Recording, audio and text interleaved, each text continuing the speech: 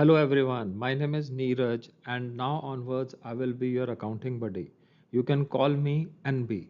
The objective of this channel, Accounting Buddy, is to make accounting simple for everyone. Simple to understand and simple to apply accounting in your daily, personal and professional life. In part 1 and part 2 sessions for chapter 1, we have covered these 8 topics. Now, in today's session, we are going to cover these 4 topics: limitations of accounting, type of accounting information, users of accounting information, double entry accounting system, followed by Q&A session.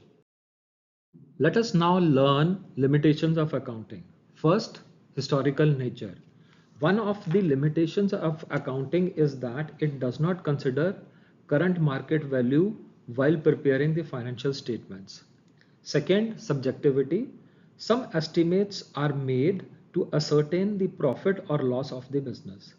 Asset depreciation, bad debt provision, stock provision are few examples where the judgments are used to pass business financial transactions. Third, ignoring intangible assets. Assets which do not have physical existence but are vital for the existence of the business are not captured in accounting. Fourth, non-financial information. Non-financial data, which is critical for business decision making, has no place in accounting. Fifth, static in nature. Financial statements provide information at a point of time, and changes occur after the reporting period are not captured. Sixth, window dressing of the accounts. Accounts are exposed to manipulation. Through accounting, business can hide true and fair financial position of the business. Seventh, limited scope. Qualitative factors such as employee morale or social responsibility or staff quality are ignored as accounting is confined to monetary matters only. Financial statements, that is balance sheet, profit and loss account, and cash flow generated through the accounting process are referred to as the financial information. Let us discuss them one by one. Balance sheet is also known as the statement of financial position. It is basically a snapshot of business financial position at a specific point of time. The components of the balance sheet are basically assets, liabilities, and equity. And the equation which we should always remember is assets are always equal to liabilities plus equity. Profit and loss account, which is also referred to as the income statement, is prepared with the purpose to ascertain the profit earned or the loss incurred during a reporting period. The components of profit and loss account are revenue and expenses. And the equation for profit and loss account is net profit is equal to revenue minus expenses. Now, cash flow statement provides the vital information about the cash inflows and outflows of the business during a specific period. The components of cash flow are inflows and outflows. It basically indicates the business entity's ability to generate cash and manage cash needs of the business.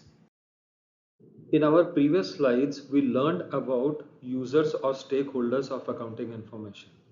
Users of accounting information could be internal or external. Internal users work for the business or they own the business. Let us now learn more about various internal users and how accounting information is useful to them. First is managers. As managers of the key functions of a business, they use financial reports to plan, control, and improve business operations. Second, employees. In order to ensure job security, stability, and future professional growth, employees of any business rely on financial reports. Next is management. Management uses financial information to evaluate overall performance of the business for making key business decisions. Next is departmental heads. Each of the functional head uses the financial information related to their department to monitor their department's budget or revenue or cost. Internal auditors.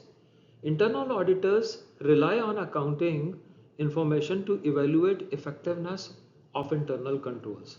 In this slide, we have also learned two more important terms. One is budget and another is internal audit.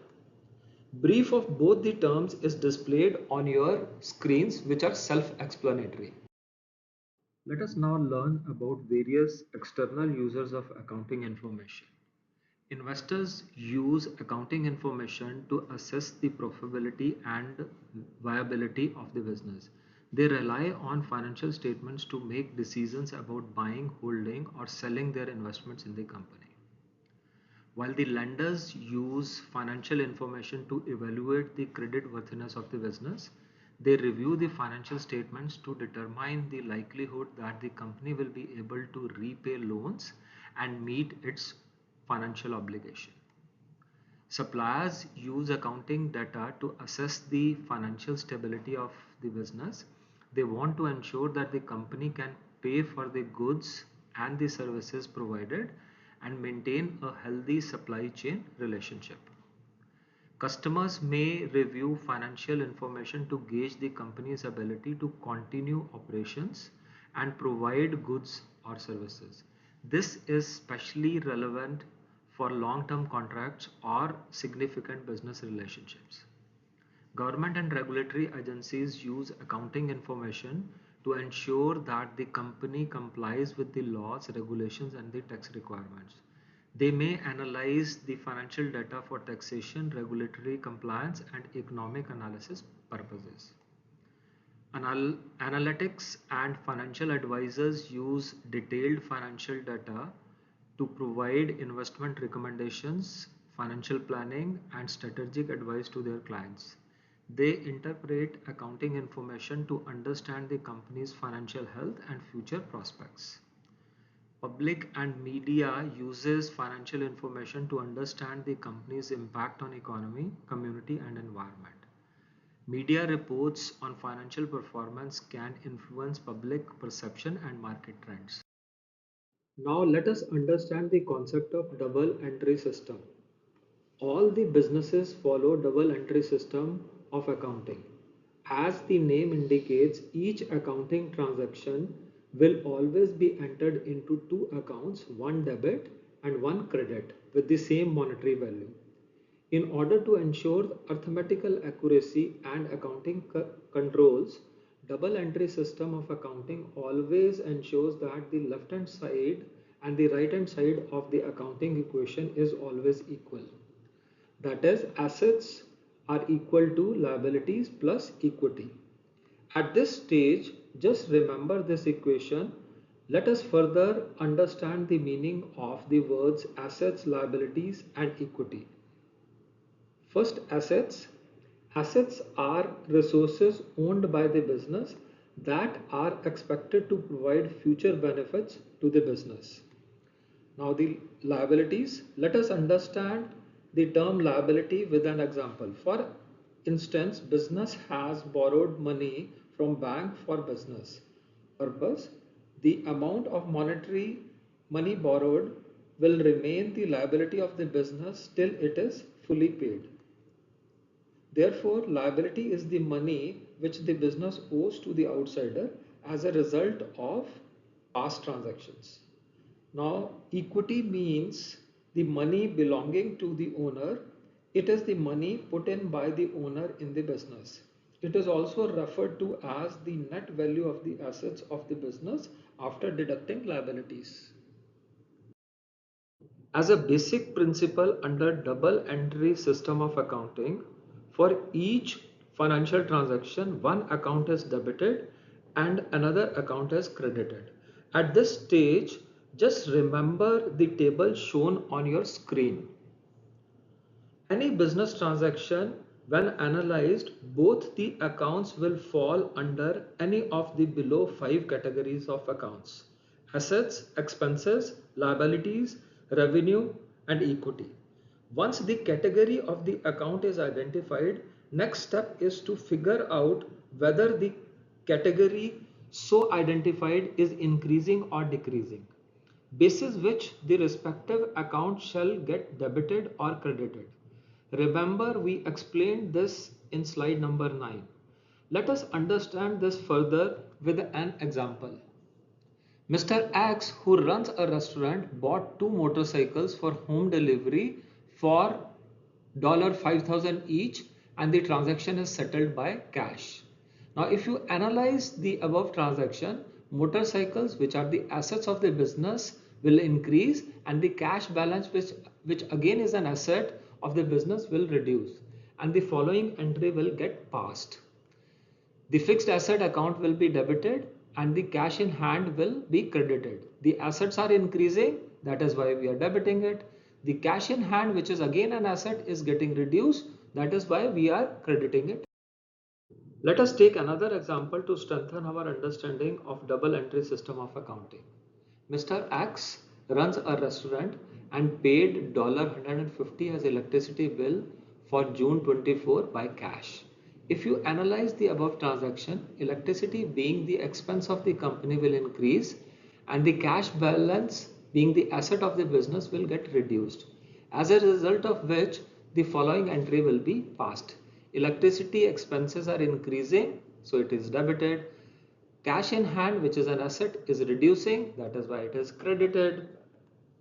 Always remember, one account will be debited and another account will be credited. There is no exception to this rule.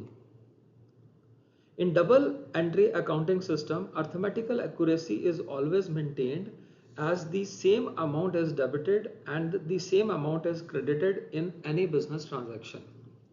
Double entry system is the basis on which the profit and loss account, balance sheet and the cash flow are prepared. Double entry accounting ensures error-free financial statements. Businesses are legally required to maintain accounts using double entry system.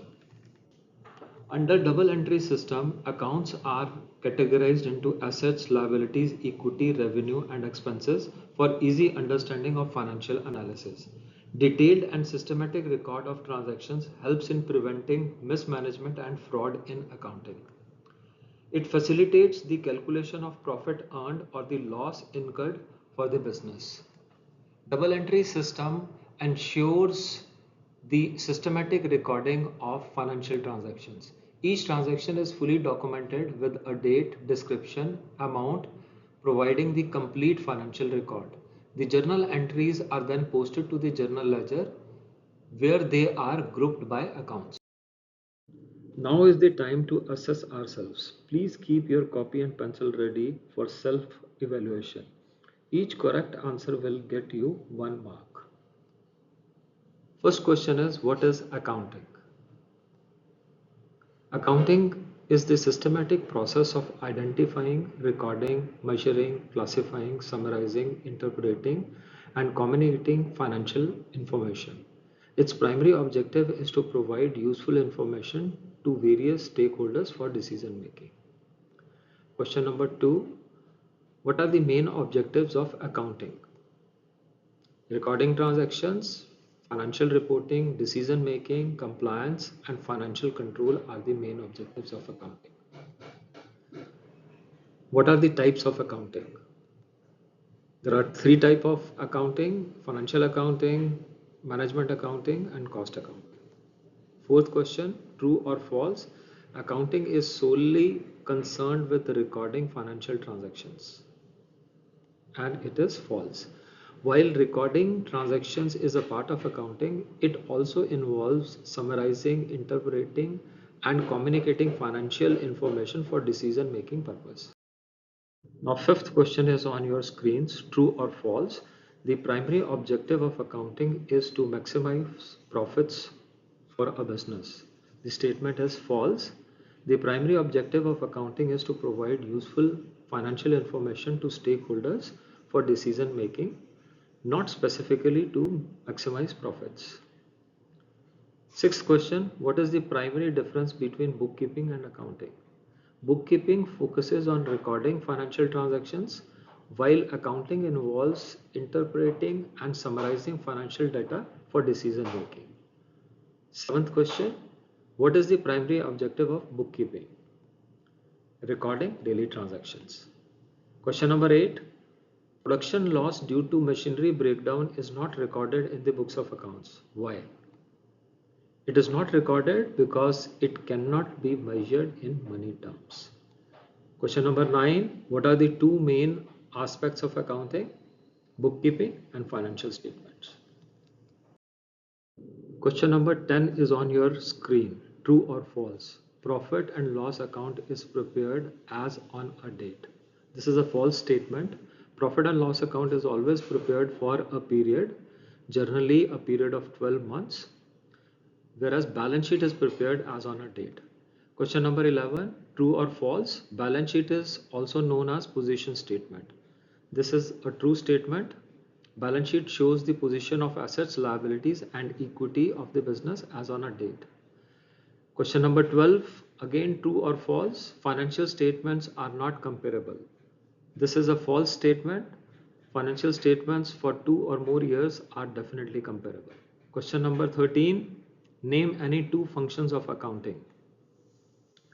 One, identifying financial transactions. Second, recording identified transaction in the books of accounts. Question number 14, list any two limitations of accounting.